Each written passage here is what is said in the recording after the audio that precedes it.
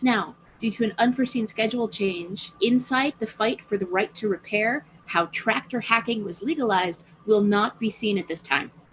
Instead, we present a cybersecurity webinar from our friends at the Internet Society. Let me talk a little bit about the Internet Society. Our goal is to have an open, globally connected, secure and trustworthy Internet for everyone. And all these words matter. All these words inform our daily job at the Internet Society. We want an open internet, an internet to which you can connect, to which you can extend, which you can communicate on in an open fashion. We want to have it globally connected so that everybody can speak to everybody else who actually wants to talk to you. We want to have it secure, and we want to have it trustworthy. And trustworthy is not that it instills trust, but that it's actually worthy of instilling trust. So it's technically solid. And we want an internet for everyone. Secure and trustworthy are the words that are relevant to the cybersecurity special interest group. And an internet for everyone is, I would think, more of interest for the rural security interest group. Special interest group. The word security is on my mind a lot lately. So when I was thinking about these two topics, then the first thing that came up with cybersecurity is always, what does this mean? And for me, cybersecurity is broadly divisible in two parts. This is my own sort of way of thinking about it.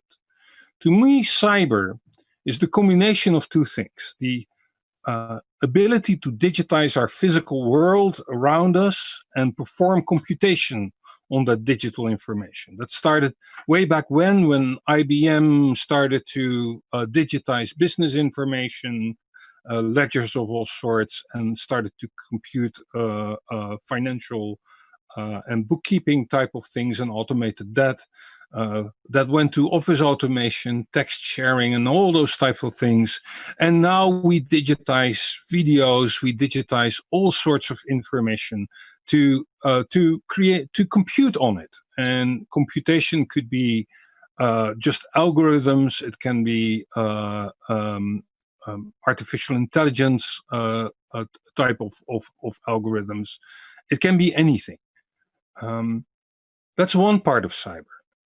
The other part of cyber to me is the internet, the network of networks that allow you to share the digitized information across the world. So you create a video, you shoot a video somewhere where you capture analog signal, you digitize that, and you can share it across the world. You can store it, you can process it anywhere else on the world, and that is what the internet allows you to do. For me, the internet is that platform of connectivity that provides you the ability to do computation, to build services, to do all these type of things in the cyber world. So when I talk about cybersecurity, there are two aspects. There's the cybersecurity of those digital transformations and calculations, and there's the cybersecurity of the internet. And as I work from the Internet Society, I will be mostly focusing on that second part. Now, when I was thinking about the rural special interest groups, so places, non-urbanized places where internet is broad, I was really thinking about what are the differences between cybersecurity elsewhere and cybersecurity in the rural place. What are the differences? And frankly, I found it very hard to come up with differences in cybersecurity approaches in rural areas and cybersecurity elsewhere. I think there is a little bit of a difference. I will get back to that at the last at my last slide, more as a thought, as a theory than as a bold statement. By the way, I don't think there are 10 differences in these two pictures, so stop counting. When we talk about cybersecurity in the Internet society, mostly we approach that by a framework which we call collaborative security.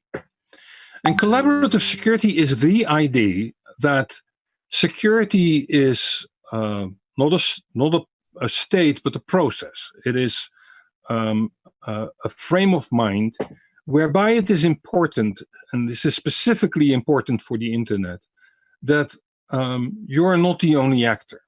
You're not only protecting your assets, you are protecting an asset that is globally shared and in which many parties have a responsibility and their own responsibility in managing the pieces that they are responsible for. Remember that the Internet itself, the network of networks itself, is a network of 60,000 networks. And all those networks connect homes, connect villages, connect enterprises, connect things, and all those type of things need to be secured as well. This is where you sort of hop along between securing the Internet itself, but also everything that connects to the Internet. And there are a few principles that we keep in mind when we talk about global Internet security, about collaborative security. First is the principle that you need to foster confidence and protect all the opportunities that the Internet brings. The Internet brings a lot of opportunities. We know there are problems with the Internet, problems that are often in the news, breaches of trust, breaches of expectations, and we absolutely need to fix the problems that we see. But by doing so, we have to make sure that we don't break the fabric of the Internet itself and the things that make the Internet possible. The open nature of the Internet, the ability to innovate, the ability to globally connect, all those things are bringing opportunities that you want to protect. And that protection is actually a collective responsibility. Everybody has to play its part. And when you do that, you have to take into account fundamental properties and values. Values of a universal nature, like the Universal Treaty of Human Rights, but also the fundamental values and properties of the Internet itself. Permissions, innovation, openness, those type of things. When you create solutions, then create them by evolution and consensus. Revolution and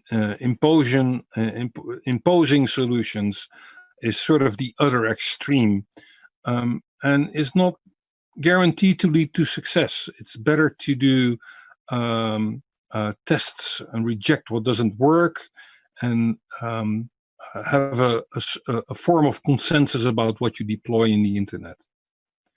And then finally, and this is an important one, think globally but act locally. Everybody can play their part in securing the Internet, and you do that locally, but you have to take into account the global nature of the Internet when you do so. That is both when you protect your own assets. There's a world of ill-intended people out there that are coming to get you, so to speak. But also, there might be somebody in your network or in your environment, or you might have coincidentally downloaded a virus or something, or a piece of malware that is exploiting somebody else on the Internet. So think globally, but act locally. Take your responsibility. So that's the framework. And the way that this is implemented, this is just a graphic that I hope illustrates that. people often ask us what are people actually doing to implement all these type of things. And if you look at all the organizations that take their responsibility and how consensus and coordination is established, then there are a lot of these groups. There are the CSIRT, the security incident response teams, in nations, in corporations, which collaborate and so on and so forth. There are law enforcements, there are ISP groups, there's a lot of different groups that all collaborate together to take their piece in the global picture of cybersecurity. And I'm not going to explain this picture because that would take me more than 15 minutes, and I only have 15 minutes left. What I wanted to do now is a little bit of an overview of the cybersecurity-related activities in our programs, in the activity program for 2020, and likely also for the programs for 2021. We're likely to continue these. And those are routing security, encryption, time security, and policies that favor a secure and trustworthy internet. Now, I'm not going to talk about these policies that favor a secure and trustworthy internet because they are probably a presentation by themselves. What I do want to talk about or touch upon a little bit are time, encryption, and routing security. And here I'm trying to think a little bit also on the rural perspectives on these type of things. Is there a rural component that makes these projects special? And frankly, I think the answer, and I'm going to spoil it a little bit, is going to be no.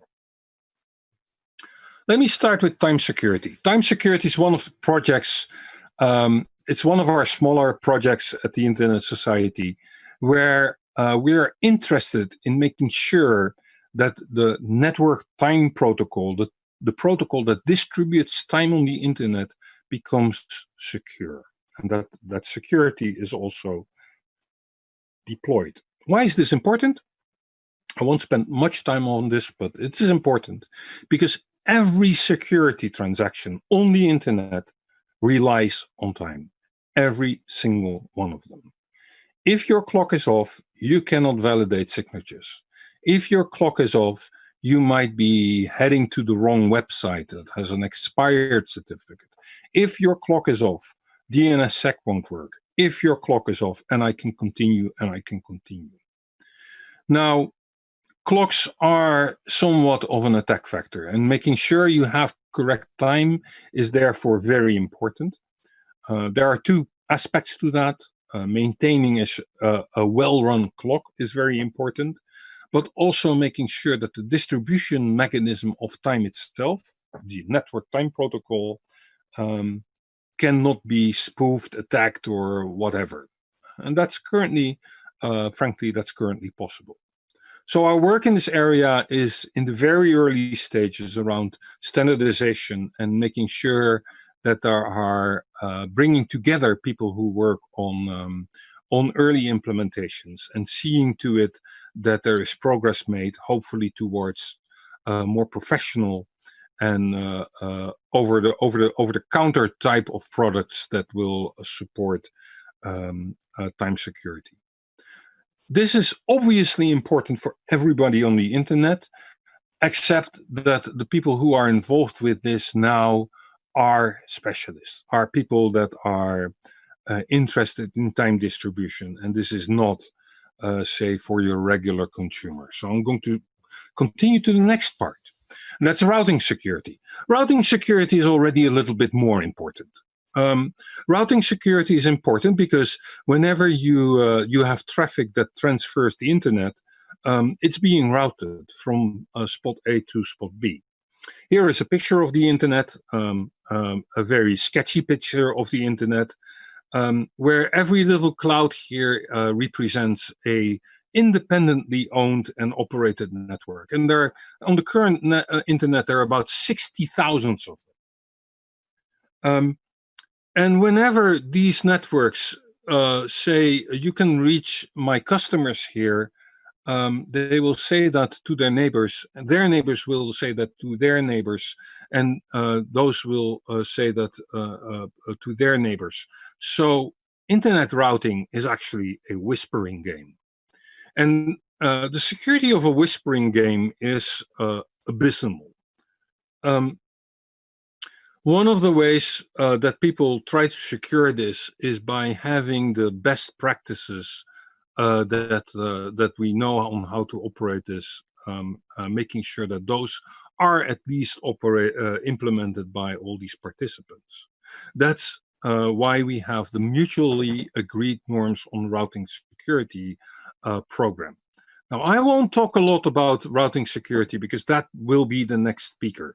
But remember, routing is a whispering game, and whispering games are inherently insecure. Now, what does this mean for the rural people, so to speak, people who are not, you know, at the center of the internet, so to speak? I think there are no special considerations. If I look at rural internet, it's most likely that you're connected to an edge network, and that edge network has their own responsibilities for routing. But you as a connectee do not have specific responsibilities there. It is your internet service provider that has.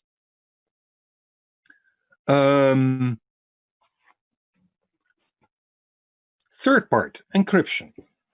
Encryption, I think, is important for everybody because encryption is a little bit more about the interaction between the digitized world and the internet itself. It is about getting information from A to B and making sure that it is done in a secure way, that the data is protected from change, but also that the data that is transferred is not readable by others. This is important in many daily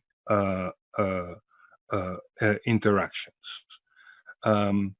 This is important when you do your banking business. This is important when your kids are sharing location data because they want to walk home safely. This is important when your medical records are being stored. This is important when you vote. This encryption is important in all aspects of daily life. And again, I don't see many differences specifically with the importance of encryption between rural and urban communities. So this is also important for everybody else. At the Internet Society, we care a great deal about encryption because it's under attack, so to speak.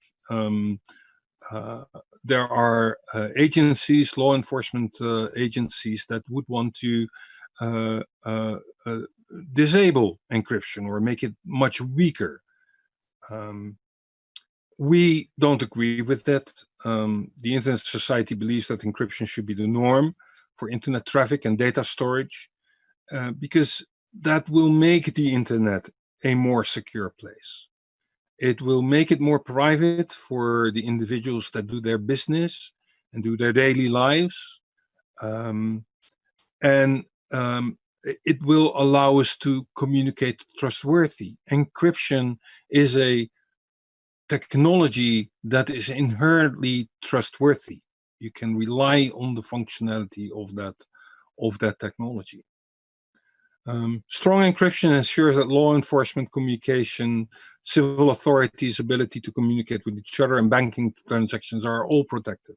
Legal and technical attempts to limit the use of encryption, even well-intentioned, will negatively impact the security and law-abiding citizens and the internet at large. This is the Internet Society's position on encryption. And this, I believe, again, is a topic, as I just said, that is relevant to all users of the internet. Which brings me to a question for the last 3 minutes of the presentation. I've been thinking a lot, what is the difference if it comes to security between rural and urban areas? What is the difference in cybersecurity? Well, I said a lot, but I've been thinking a little bit about that. I shouldn't exaggerate in that. I think that for rural communities, the issues are really with capacity. It's not only the ability to connect people, which we know in rural areas is sometimes much harder than in urban areas, in urbanized places. Obviously, the Internet Society is interested in making sure that people get connected. We have large programs around that, like building community networks and enabling the possibility to build these. But this is more capacity on the human front. Where do you find the specialists that can help you with protecting your internet, the internet in your school, or the internet for your business? If you're a small business, a small farming business, for instance, and you want to make sure that the price of crops get to you, and you can communicate in a safe way what your business secrets are, or what your yield, for instance, to make sure that your business runs well. And those specialized functions are often easier to get in urban areas. That's where the people who do cybersecurity have their offices. Probably not that easy in the rural areas. That's a thesis. I do not know if that is true, but I would like to I'd like to test that with the group. It's clear that access is critical to the rural economy. That's at least clear to me. Anywhere where the internet comes, you have more information about prices, you have more information about the rest of the economy, and ICTs can play a role in that. And having global connectivity can help in that aspect as well. And so my question would be, what can the internet, how does a connectivity help you to get to the ICT capacities that are needed to secure your networks and help secure your environment? I think that is a slightly different set of considerations than for non-rural environments. But again, that's a thought, and I would like to hear your thoughts on that. And with that, I think I'm done. If you have any questions, you can reach me at the email address on this slide. And I also have a Twitter account at Kolkman. That might also be a way to reach me. Thank you very much. Thank you. Good morning, good afternoon, good evening to everyone, depending on where you are. So I'm going to talk about more details. Olaf already gave a nice brief introduction to routing and some key routing security issues. I'm going to delve deeper into that.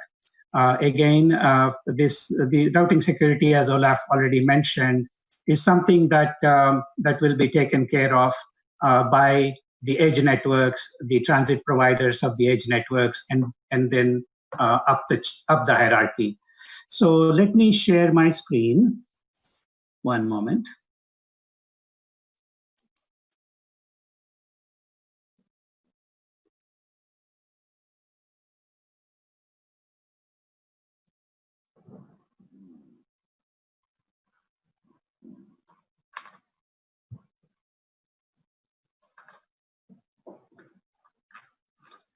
Can everyone see my slides?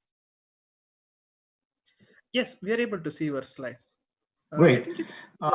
So today I'm going to talk about practical solutions for internet routing, security, and DDoS mitigation.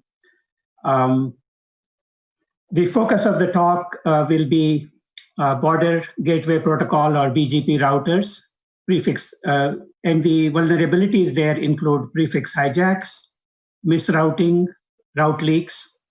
We'll also briefly talk about distributed denial of service, which is done by flooding servers with IP packets, and these IP packets often have spoofed IP addresses. And also in that process, open internet servers such as the DNS are used, they are exploited to amplify the DDoS attacks. And we'll look at some standards-based security solutions.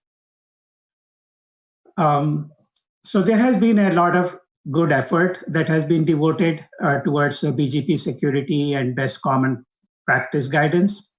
I mentioned here a NIST document and also the manners, mutually agreed norms for routing security that Olaf has already mentioned briefly. Of course, I have not shown IETF here and several other organizations, but many organizations around the world in the public sector, in the private sector, are very actively working on routing security. And we ourselves, several of us at NIST, myself, my colleagues, have been very actively participating in the IETF. And the NIST Special Publication 800-189 document that I'm showing on the left side, it covers the topic of BGP security and DDoS mitigation. It provides security technologies for these two areas, gives a nice overview of those overview of those technologies, and also provides security recommendations. And Manners' effort is very complementary to the NIST guidance. Manners includes several implementation guidance documents, and those are highly complementary to the SP 800-189 document. The 800-189 document contains two main topics, as I said: control plane or BGP security, and also it covers DDoS mitigation, reflection amplification, vulnerabilities, and solutions and recommendations for those. And as you can see, we cover a variety of topics subtopics under each of these, starting from registration of route objects in the Internet Routing Registries, certification of resources in the RPKI, or Resource Public Key Infrastructure, BGP origin validation, and so on. There is also route leaks, which I will talk about briefly later. And on the right-hand side for DDoS, source address validation is key. And there were some constraints, some limitations of BCP 38, BCP 84, because of which source address validation did not get adopted widely. Many networks do it, but we would like to see much broader adoption of those in order to mitigate DDoS attacks. So we also provide solutions that are available in standards, including some new standards, which I'll talk about later, that mitigate DDoS attacks with source address validation. And we also provide information about, in the document, we also discuss employing traffic filtering at open internet servers at the TCP and having monitoring of TCP UDP ports. And we talk about BGP's Flowspec as well as RTBH, remotely triggered black hole filtering. So jump in quickly about the vulnerabilities associated with interdomain routing. Excuse me.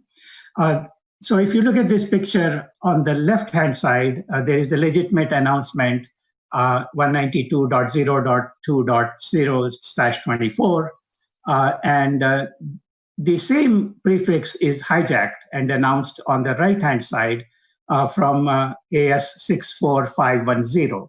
And that is a hijack. And what happens is that in the absence of routing security, in the absence of BGP security, this attack, the BGP attack update, will propagate across half of the globe, half of the internet, and users will be misdirected to the attacker. So the result of these attacks is denial of service, misrouting of traffic, and resulting possibility of eavesdropping on the information, and unauthorized routing. There have been many threats that have made headlines in the newspapers and trade magazines. These threats or the motivations behind those attacks could be financial, or they could be, for example, there could be other motivations. And in the case of Iran route leaks or BGP attack, the motivation was censorship in the country. I want to show this slide, an example, a real attack that happened in 2018, and it illustrates to you the vulnerability in some more depth, and then you'd be able to appreciate why the security solutions are so important. On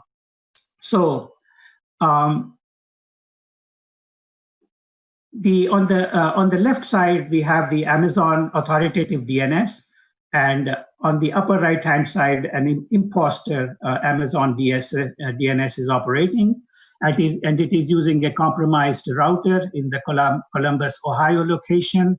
And in this attack, the attackers made a use of BGP hijacking, as well as like an imposter DNS hijacking.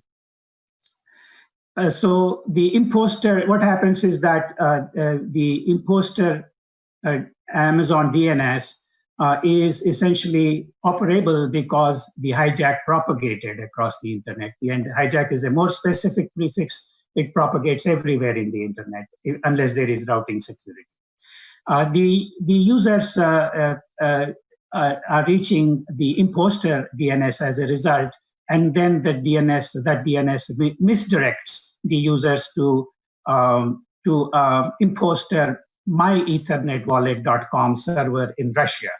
And the unsuspecting users will put in their credentials there, and the imposter or the attacker is then able to go to myethernetwallet.com on the upper left side and be able to accomplish the stealing of the cryptocurrency. So you can see the vulnerability of BGP are enormous, and there are global implications of it. So there is work in the IETF that has happened over the last 10 years or so that covers BGP origin validation. It covers BGP path validation or BGP set. It covers BGP route leaks, amongst other topics. And today we are going to look at more detail, in a more detailed way about BGP origin validation, and also we look at route leaks briefly. So there is the whole RPKI infrastructure. This shows the hierarchy of the internet resource allocations. It starts off at the top with IANA and the 5 different RIRs in yellow. And these RIRs allocate resources to ISPs and to enterprises. The dotted line is simply IANA allocation, but the solid arrows correspond to the resource certification hierarchy. So ARIN, RIPE, those are the 5 trust anchors, and they allocate resources to ISPs, enterprises, and ISPs in turn can allocate resources to their subordinate ISPs as well as customers. So these are resource certificates. This is a hierarchy of resource certification. in the next slide. So once the customer, for example, or an enterprise has a certificate for their resources, the prefix, the AS number, they are able to then create a route origin authorization. And with a resource certificate corresponding to their prefix, they can sign the ROA.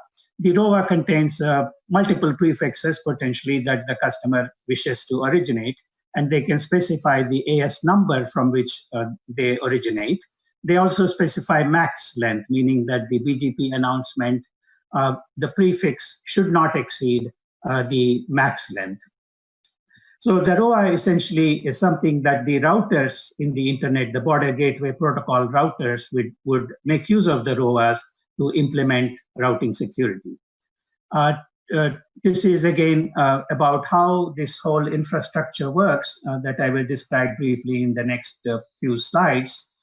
We have this RIR hosted RPKI infrastructure on the left, and the user or enterprise on the right, a point of contact for the enterprise. They have resources, prefixes, AS numbers, and they connect to the RIR through a hosted service portal.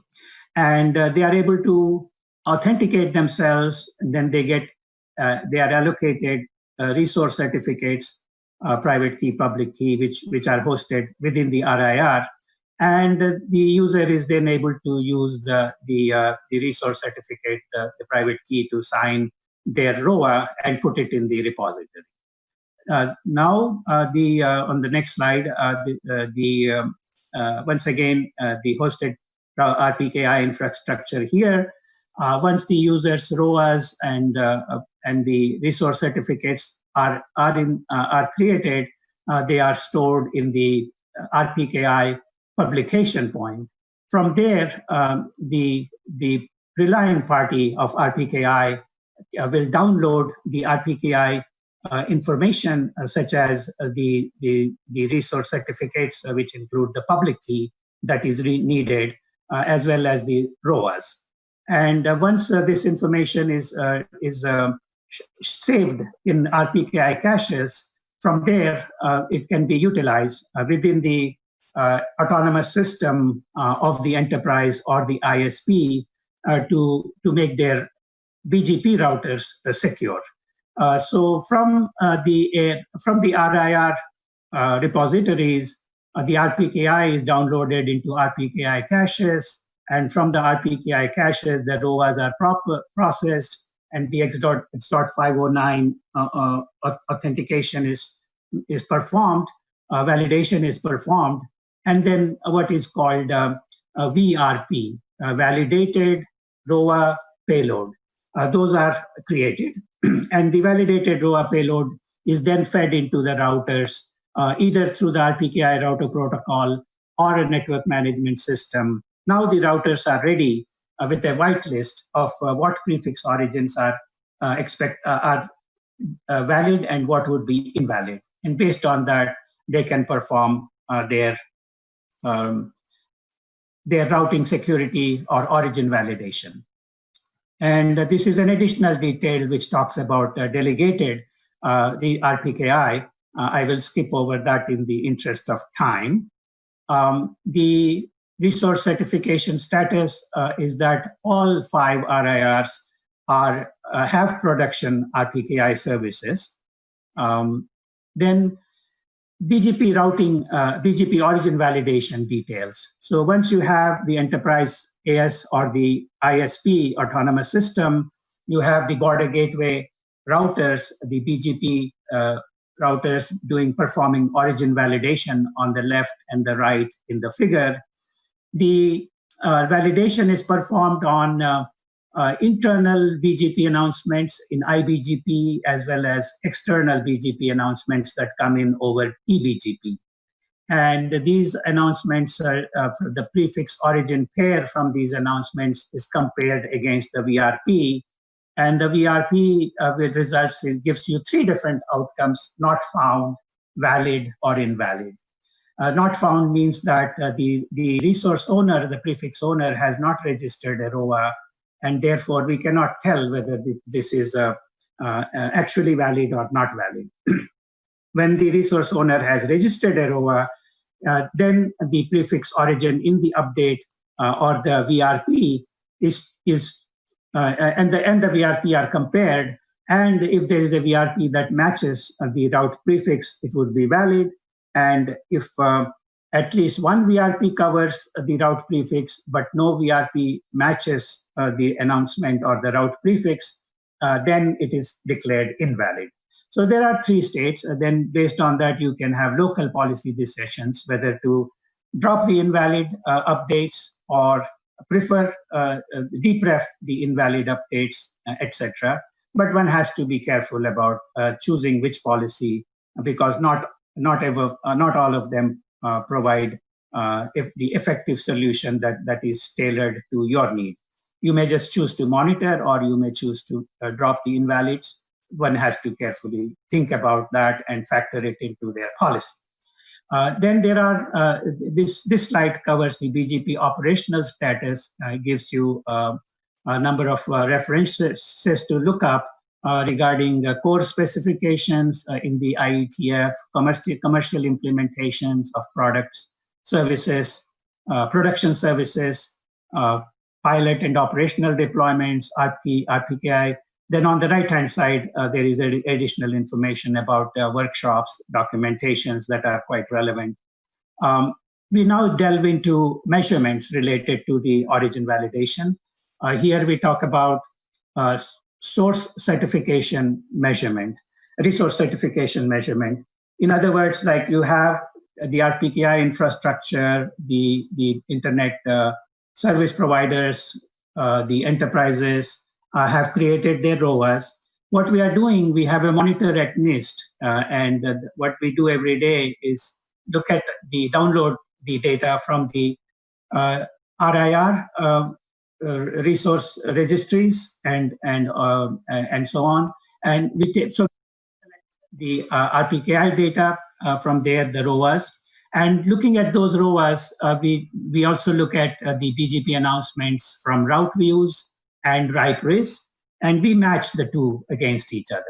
So we determine what announcements in the route views, seen in the route views or RIPE risk would be valid, invalid, or not found, and we report on the statistics. On the left, you see that 20% of the prefixes in the internet globally today would be valid, and that number should grow substantially over the next few years because of the substantial efforts that are taking place across the networking community. On the right-hand side, the focus is on RIPE only. And here we are not looking at the prefixes, but instead the address space in /24 units. Here we see that the valid is a nice 47% figure. And this is not as good for other RIRs. RIPE is ahead of the other RIRs. The next slide it shows you who are the early adopters. So we look at autonomous systems, the prefixes from them, whether they are valid or invalid. And this reports a ranking of the ASS in terms of the validation, the maximum number of maximum amount of address space that would be valid for any given AS. And this is the ranking of top 25 ASs. We do a pretty detailed analysis, delving into the current invalid routes. First, we identify what is the cause of the invalid. Is the AS number is incorrect, or if the max length is exceeded? Then we delve even deeper. We ask the question, if I have an invalid route and if I drop it, where will this traffic go? Instead of the invalid route, the traffic would go to another valid route potentially, or maybe another not found route. And those routes may be the same prefix or they may be less specific. In either case, the traffic is going to a legitimate prefix, potentially a legitimate prefix. Then we delve even deeper and we ask, is it going to the same origin AS or a different origin AS? Does it have the same AS path to the originating AS or a different one? So those questions are also answered. So we have a monitor that is currently existing, and then we have a new monitor which we call Monitor 2.0 that is not online yet, but that provides these kinds of additional detailed information, and also it provides detailed information about day-to-day changes in the RPKIs, in the ROAs, etc. So there are efforts that monitor the adoption of RPKI, and this provides this website, RPKI.net, shows you which ASs are currently doing validation. So there are about 117 ASs that I looked up a couple of days back, and of those, most are using ROV at the Amsterdam Internet Exchange route server. Then there are BGP implementations. In the interest of time, I'll just point you to the references here, both RPKI infrastructure-related implementations on the left and the router implementations on the right. Please follow the links and you can get a number of details. Again, on this slide, in the interest of time, I'll be quick. There are innovative tools and techniques that are being made available by Amsterdam Internet Exchange. Once again, their implementations. Cloudflare is also very actively involved in propagating, promoting, and increasing the adoption of RPKI in multiple ways. There are a number of efforts in the IETF. I'll not go into the details that are listed on the right-hand side. Let me talk next few minutes about route leaks and DDoS mitigation, and then we'll conclude and go to Q&A. Route leaks. So this is also a very significant issue in the internet with BGP. Thousands and thousands of route leaks happen every day.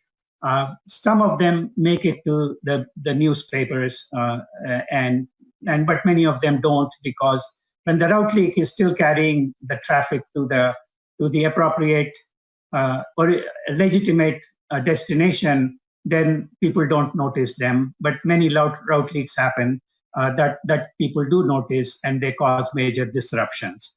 What is a route leak? If you look at the AS1 on the left, it is an internet service provider, transit provider.